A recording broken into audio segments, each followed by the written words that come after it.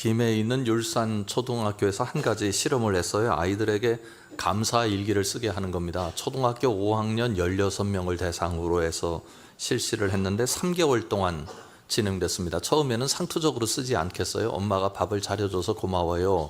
이렇게 쓰면 선생님이 조금 개입을 하는 거예요. 엄마가 밥을 차려주는 게 뭐가 고마운 건데, 그러면 아이가 이제 조금 고쳐 쓰는 거죠. 바쁘신데도 못 차려주실 수 있는데 그래도 차려줘서 고마워요. 이렇게 쓰는 겁니다. 그런데 이 실험에 중요한 지점이 있었습니다. 반복입니다. 처음에는 아이들에게 변화가 잘 보이지 않았어요. 그런데 시간이 지나면서 아이들이 조금씩 변화되기 시작합니다. 3개월이 지나면서 아이들이 두드러지게 변화되었는데, 아이들이 자신의 삶에 대해서 성찰하는 모습들이 보이기 시작했습니다. 이거 내가 잘한 거 맞나? 이거 내가 못하고 있는 것 아닌가? 그렇게 자신을 돌아보는 거예요. 몇 학년이요? 5학년 아이들이요. 다른 사람들의 입장에 서보기도 하고 일상의 소중함을 구체적으로 표현하는 능력이 생기게 되었습니다. 뇌과학자들이 뇌파 검사를 해봤어요. 그랬더니 15가지 영역의 뇌파 파동에서 부정적인 심리하고 뇌 피로도가 현격하게 낮춰지는 것을 보게 되었습니다. 여기서 전문가들이 강조하는 것이 있습니다. 감사를 반복하는 것입니다. 한두 번 하는 게 아니죠. 계속해서 반복해서 그 감사가 자신의 삶의 양식이 되도록 만들어내는 지점이 중요하다는 것을 알려주었습니다. 하나님께서도 그렇게 우리에게 인도하시는 은혜를 베풀어 주십니다. 가만히 생각을 해보면 우리가 반복하지 않는 것은 우리 삶에 절대로 능력이 못 됩니다. 아무리 좋은 것도 반복해서 체득해야 되죠. 마음이 그래야 하고 인식이 그래야 하고 습성이 그래야 합니다. 그래야 능력이 됩니다. 하나님께서는 절기라는 제도를 통해서 그렇게 우리를 인도하셨지요. 이스라엘 백성들에게 절기를 지키게 하신 이유가 그것입니다. 절기가 하루가 아니잖아요. 절기라고 하는 것은 일정 기간을 의미하는데, 일정 기간을 두고 매해마다 반복하게 함으로써 그 한 해 반복하는 것들이 계속해서 거듭 반복되게 함으로 그들의 삶의 양식이 되게 만들어 주신 것입니다. 맥추절이 그렇습니다. 우리가 지금 지키고 있는 맥추감사주의라고는 좀 다릅니다. 그렇지만 그 기본은, 그 근본은 똑같죠. 감사하며 살자는 것입니다. 그런 의미에서 우리도 좀 감사를 배웠으면 좋겠다 하는 생각이 있어서요, 이번 주간에 여러분들에게 숙제를 드리겠습니다. 맥추감사주일이 오늘 하루로 끝나는 건 아니다. 다음 주일 전 토요일까지 계속되는 거다. 그래서 일주일 동안 감사 일기를 써보는 겁니다. 감사를 표현해 보는 거죠. 이 감사를 표현하는 것, 맥추절이라고 하는 게 얼마나 중요한지 모릅니다. 출애굽기 23장 16절에서 이렇게 말씀합니다. 맥추절을 지키라. 이는 내가 수고하여 밭에 뿌린 것의 첫 열매를 거둠이니라. 수장절을 지키라. 이는 내가 수고하여 이룬 것을 연말에 밭에서부터 거두어 저장함이니라. 수장절하고 맥추절이란 말이 같은 말입니다. 먼저는 이 노래를 할 때 이스라엘 백성들이 얼마나 기뻤을까 하는 생각을 해봅니다. 밭에서 거두어서 저장함이라 그렇게 말씀했잖아요. 그런데 저장이라고 하는 게 이스라엘 백성들에게는 특별한 개념이에요. 왜냐하면 지금까지 이스라엘 백성들은 뭐로 살았어요? 만나로 살았습니다. 만나의 특징이 있습니다. 저장하지 못하는 겁니다. 저장해도 소용없습니다. 그러니 이스라엘 백성들이 광야 생활을 하면서 한 가지 상당한 스트레스 혹은 긴장이 있었을 거라고요. 하나님이 내일 만나를 내려주실 것에 대한 확실한 믿음이 있는 사람이야 괜찮았겠지만, 오늘 하루 이거 먹으면 끝인데 내일 하나님이 안 내려주시면 어떻게 하나, 이런 생각하지 않았겠어요? 날마다 긴장의 끈을 놓치지 않았을 것입니다. 그런데 이제는 다릅니다. 아까 주신 말씀 출애굽기 23장 16절을 보면 끝에 이렇게 단어가 나타나죠. 저장함이니라. 이제는 저장할 수 있어요. 여기서 연말이라고 하는 것은 우리의 연말과 다르죠. 추수 때를 가리킵니다.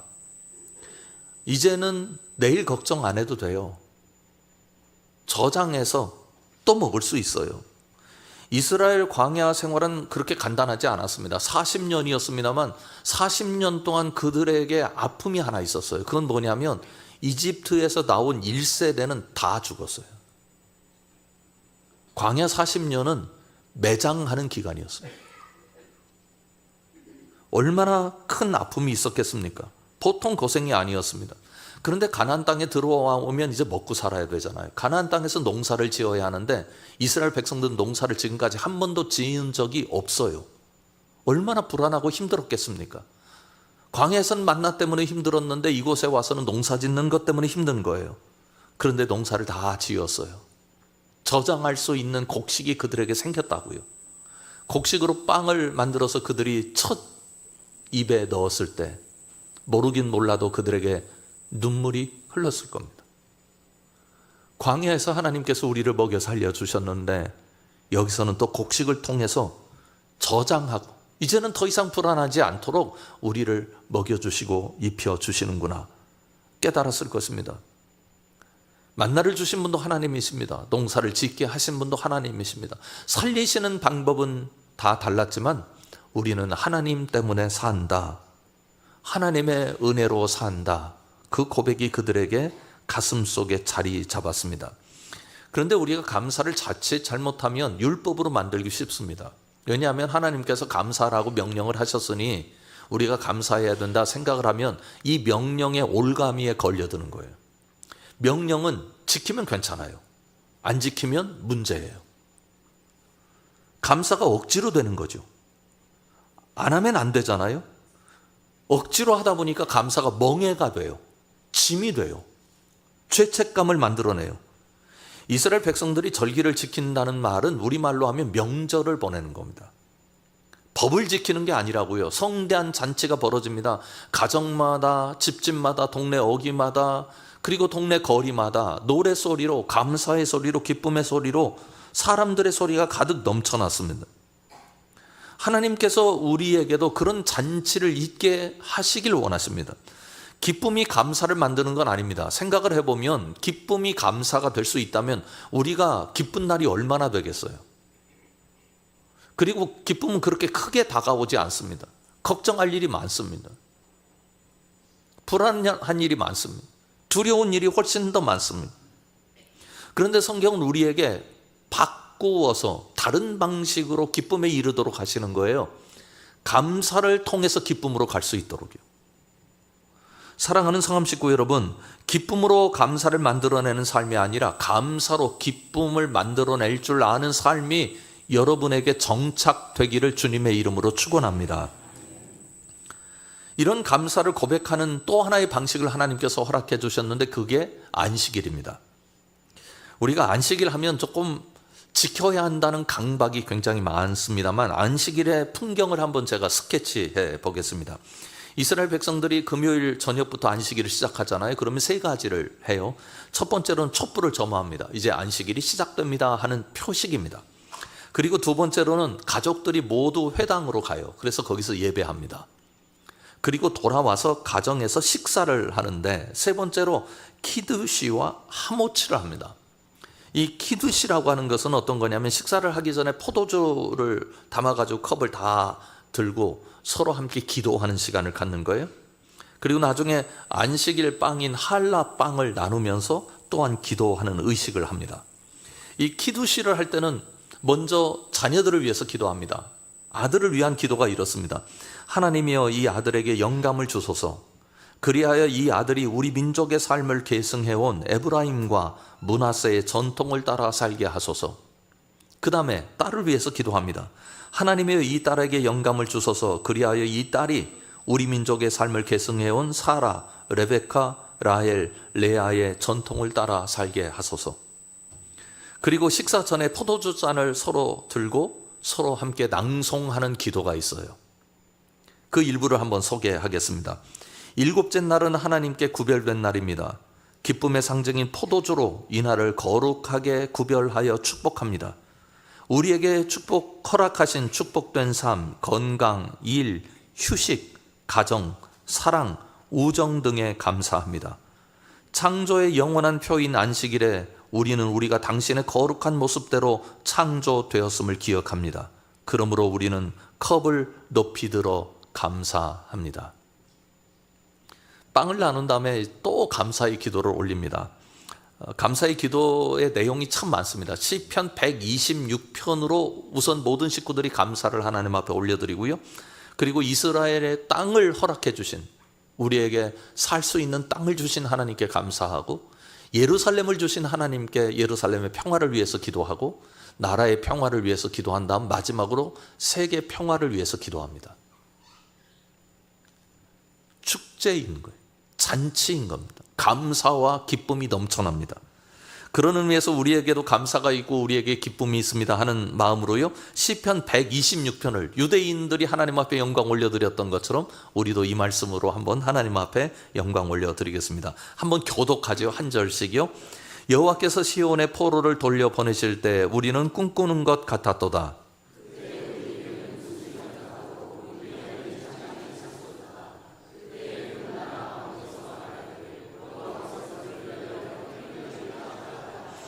여호와께서 우리를 위하여 큰 일을 행하셨으니 우리는 기쁘도다.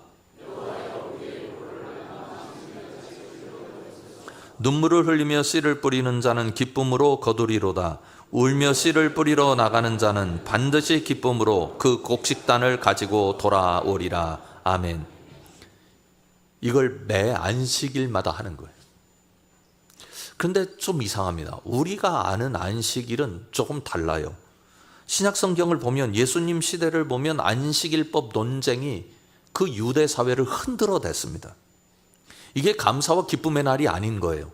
저 사람 안식일법 지키나 지키지 않나 감시하는 날입니다.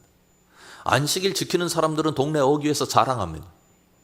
그리고 안식일 지키지 않는 사람들을 적발하려고 그들의 눈동자가 움직입니다. 시비를 거는 날입니다. 정죄하는 날입니다. 여러분, 안식일은 안식법을 지키느냐 지키지 않느냐를 위해서 하나님께서 허락하신 날이 아닙니다.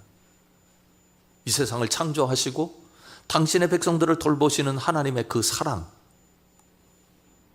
하나님의 은혜는 어떤 순간에도 끝나지 않고 우리에게 계속된다고 하는 확신, 그래서 그것들을 믿기에 오늘 내 모든 삶을 멈추고 하나님만 바라보며 감사하겠습니다 하고 기뻐하는 날이거든요.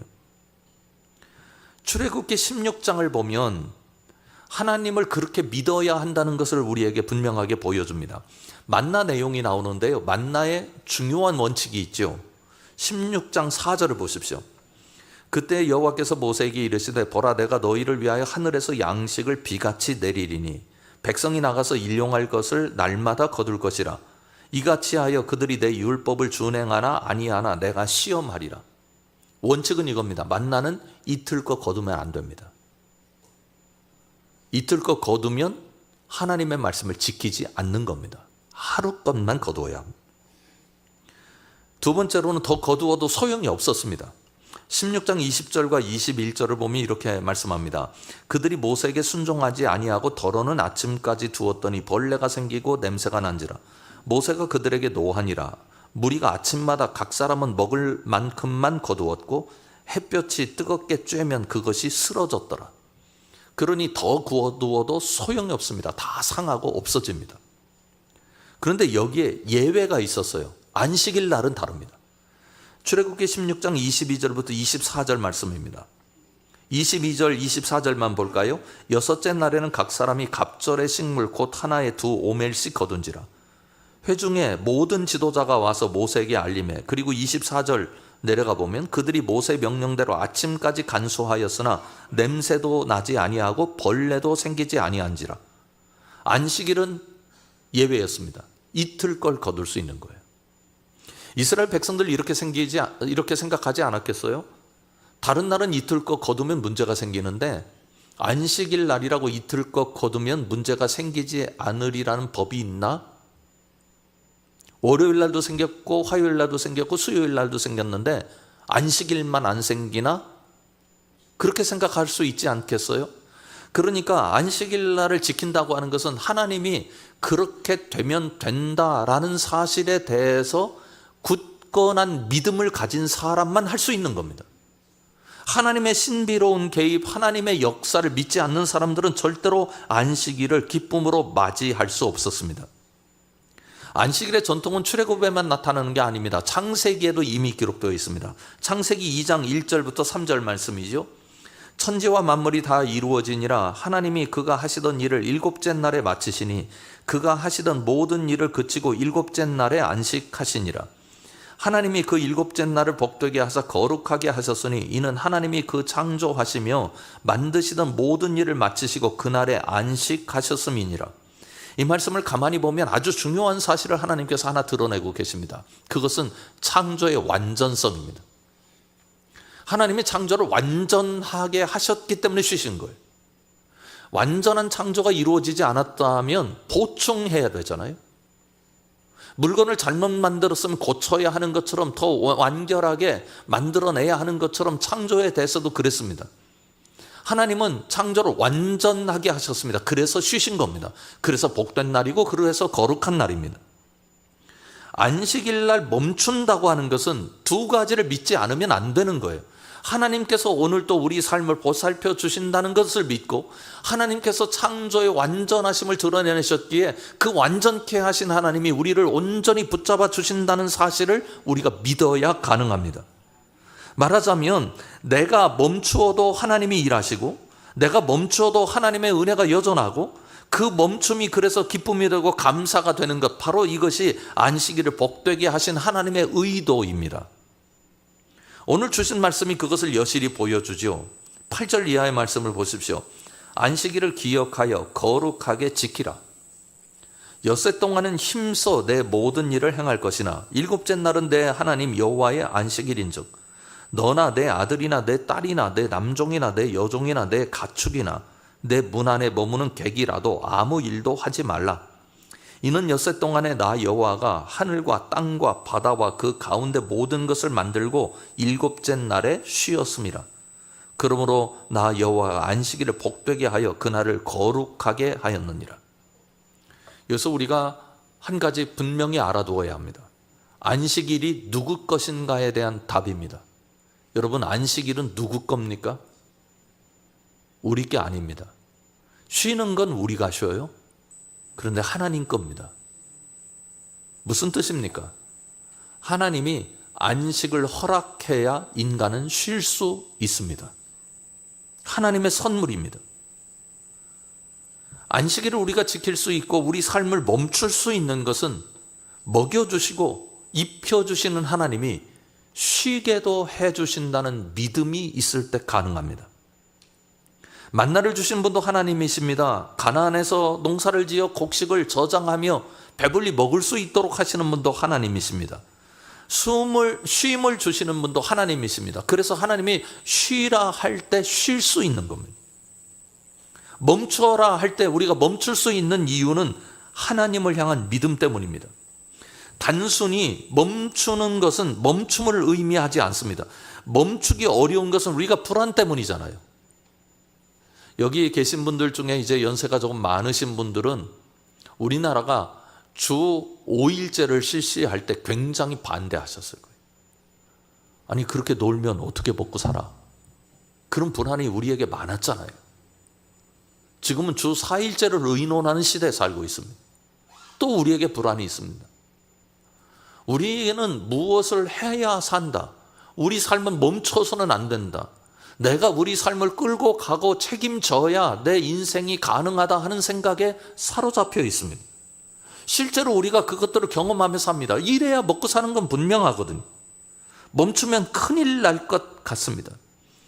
우리가 이 멈춤이라고 하는 것을 마음속에 담아내고 우리 삶에 실제로 끌어들일 수 있는 것은 하나님을 절대적으로 믿는 신앙을 필요로 하는 부분입니다. 왜냐하면 하나님이 오늘도 일하시기 때문입니다. 하나님의 일을 우리가 다 이해할 수는 없습니다. 하나님의 뜻을 우리가 다 순전하게 받아들일 수는 없습니다. 그러나 분명한 것은 하나님은 오늘도 움직이십니다. 구약과 신약의 내용을 가만히 살펴보면 아주 두드러진 두 종류의 인물들이 있다는 사실을 알 수 있습니다. 첫 번째 인물들은 하나님을 이해하려고 했던 사람들입니다. 하나님이 왜 이런 일을 하시지? 왜 하나님께서 이렇게 말씀을 하시는 거지? 왜 하나님이 이런 결정을 하시는 거지? 왜 하나님께서 이렇게 행동하시지? 잘 이해가 되지 않아서 그걸 이해하려고 매우 노력한 사람들의 모습이 있습니다. 그런데 여러분에게 묻겠습니다. 여러분들이 이해하시는 방식으로 하나님이 움직이시는 것을 원하십니까? 내가 하나님의 뜻을 다 이해하고 받아들일 수 있었으면 좋겠습니까? 우리가 살아가면서 이 땅이 힘들고 가정이 힘들고 교회가 힘들고 우리가 살아가는 현장이 힘든 이유가 무엇 때문입니까? 이해의 충돌 때문입니다. 내 이해, 너의 이해 달라요. 우리의 이해, 너희의 이해 달라요. 끊임없이 충돌합니다. 하나님을 어떤 집단을 대표하는 인물로 우리가 삼으려는 욕망이 여기에 담겨 있습니다. 구약과 신약의 아름다운 사람들은 하나님을 이해하려고 했던 사람들이 아닙니다. 하나님을 절대적으로 신뢰하려고 했던 사람들입니다. 하나님이 그 부분이 이해되지 않았습니다. 다른 사람들에게 이해 안 되는 것처럼 나에게도 이해가 되지 않는 부분이 있었고, 하나님이 그렇게 하신 이유에 대해서 궁금하기도 했습니다. 그러나 그 말씀을 하신 하나님이 나를 사랑하시고 나를 이끄시는 하나님이란 분명한 사실 앞에 모든 결정에 대해서 아멘 하게 된 것입니다. 그들을 통해서 하나님의 역사는 일어났고 믿음은 계승되었고 그들이 복의 자리에 앉았습니다. 사랑하는 성함 식구 여러분, 우리가 멈출 수 있는 이유도 하나님을 신뢰해야 가능한 일이고 거기서 나오는 열매입니다. 여러분들 모두가 하나님을 절대적으로 신뢰하는 믿음의 소유자들이 되어서 결국은 하나님의 기쁨에, 하나님의 복에 참여하시기를 주님의 이름으로 축원합니다. 또 하나의 내용이 있습니다. 10절을 한번 보십시오. 일곱째 날은 내 하나님 여호와의 안식일인즉 너나 내 아들이나 내 딸이나 내 남종이나 내 여종이나 내 가축이나 내 문 안에 머무는 객이라도 아무 일도 하지 말라. 두 번째로 발견되는 위대한 하나님의 가르침이 있습니다. 멈추길 원하시는, 그 멈춤에 순종하길 원하시는 하나님께서는 또 하나의 바람을 우리에게 두고 계십니다. 그것은 안식일에 모든 사람들이 같아지는 것입니다. 이 세상을 사니 이 세상의 구조라고 하는 게 있어요. 구조가 있으면 위가 있고 아래가 있다고요. 그러니 어쩔 수 없이 차별이라고 하는 게 존재합니다. 아무리 노력해도 차별을 완벽하게 거둬낼 수는 없습니다. 그런데 하나님께서 안식일 날 이 모든 것으로부터 우리를 해방시켜 주십니다. 안식일에 주인도 있잖아요. 아들도 있고 그 집 딸도 있습니다. 그런데 그 집안에는 남종도 있고 여종도 있고 또 임시로 머물면서 객노릇하는 분들도 있고 가축들도 있습니다. 하나님께서는 주인과 그리고 주인의 가족이 쉬어야 하니 남종과 여종은 일해야 된다 그렇게 가르치지 않으셨습니다. 안식일은 다 쉬는 겁니다. 주인도 아들도 딸도 남종도 여종도 심지어 객도 그리고 짐승까지도 쉽니다. 말하자면 안식일을 선물하신 하나님의 은혜를 차별 없이 모두가 누리길 원하시는 하나님의 바람입니다. 그리스도인들이 그래야 합니다. 교회가 그래야 합니다. 주일이 그랬으면 좋겠습니다. 주일은 차별을 걷어내는 날입니다.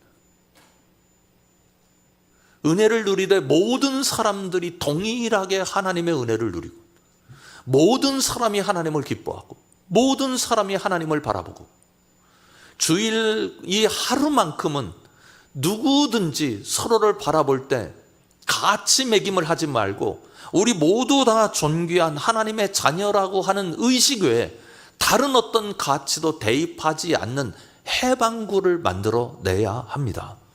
이것이 그리스도인 공동체입니다. 우리가 어떻게 멈춰 설 수 있습니까? 우리가 어떻게 안식일 규정을 받아들일 수 있습니까? 어떻게 모든 사람을 존대할 수 있습니까? 그 모든 정신이 하나님으로부터 왔고 그 하나님을 내가 철저히 신뢰할 때만 가능한 믿음의 열매들입니다. 우리 믿음의 식구들이 모두가 다 함께 하나님 앞에서 그렇게 하신 하나님의 의도를 받아들일 줄 알아서 여러분들을 통해서 하나님의 뜻이 흘러가고 여러분들을 통해서 하나님께서 알려주신 정신이 교회 공동체를 통해서 살아나는 놀라운 축복을 누릴 수 있기를 주님의 이름으로 축원합니다. 우리 한번 같이 기도했으면 좋겠습니다. 하나님께서 알려주신 그 아름다운 은혜를 철저히 신뢰하는 그런 아름다운 정신과 우리 삶의 태도가 우리 안에 자리 잡게 해달라고요. 하나님 앞에 기도합니다. 하나님 아버지 감사합니다. 우리가 주님의 은혜를 깨닫습니다. 주님의 역사를 깨닫습니다. 하나님께서 우리를 지키시고 인도하시는 그 아름다운 하나님의 의도가 있는 것을 저희들 다시 한번 되새김질할 수 있도록 도와주시길 원합니다. 우리 속에서 하나님의 뜻이 드러나고, 우리 속에서 하나님의 정신이 드러나고, 우리 속에서 하나님의 자유가 드러나고, 우리 속에서 하나님께서 우리를 복되게 하신 것이 드러나고, 우리 속에서 하나님의 놀라우신 긍휼하심이 드러나서 우리 속에 하나님의 의가 담겨 있고 하나님의 역사가 담겨 있음을 세상에 선포하는 우리 모두 되게 하여 주시옵소서. 우리 삶을 이끄시는 하나님의 은혜를 놓치지 않도록 주님께서 도와주시옵소서. 우리가 모두 주님의 자녀입니다. 주님의 자녀답게 하여 주옵소서. 예수님의 이름으로 간절히 기도드리옵나이다. 아멘.